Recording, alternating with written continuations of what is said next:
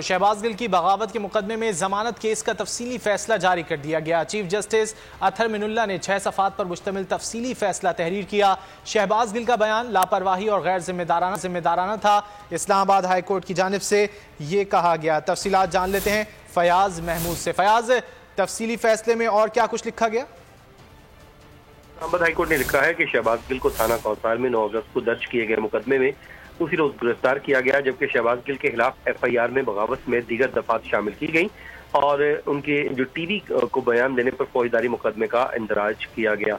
Petitioner के वकील सलमान सफदर के मुताबिक बगावत पर उकसाने का जुर्म नहीं बनता और ये भी कहा गया कि पिटिशनर के वकील ने मुकदमा सियासी बुनियादों पर बनाया गया है जो बदनीयती पर मबनी है। अगर आपको ये वीडियो पसंद आए तो लाइक पर क्लिक करें। ये भी पिटिशनर के वकील की जानिब से कहा गया, जिस पर अदालत ने लिखा है कि प्रोसिक्यूटर ने दलाइल दिए कि तकरीर बगावत के मुकदमे काफी है। प्रोसिक्यूटर के मुताबिक शहबाज गिल ने मुसल्लह अफवाज के मेंबर्स को अफसरान के ऑर्डर न मानने का कहा, जिस पर अदालत कहती है कि किसी सियासी जमात के तर्जुमान से उस किस्म के लापरवाह बयान की तवक्को नहीं की जा सकती।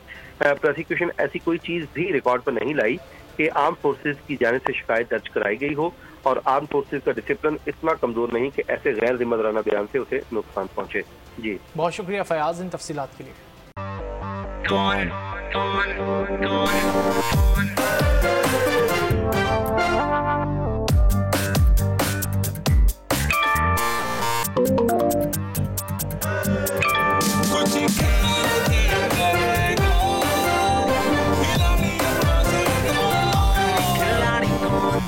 यहाँ सबको सब कुछ चाहिए, फेम और पैसे, लेकिन ये सब होगा कैसे? Let's find out. आखिरी खिलाड़ी कौन?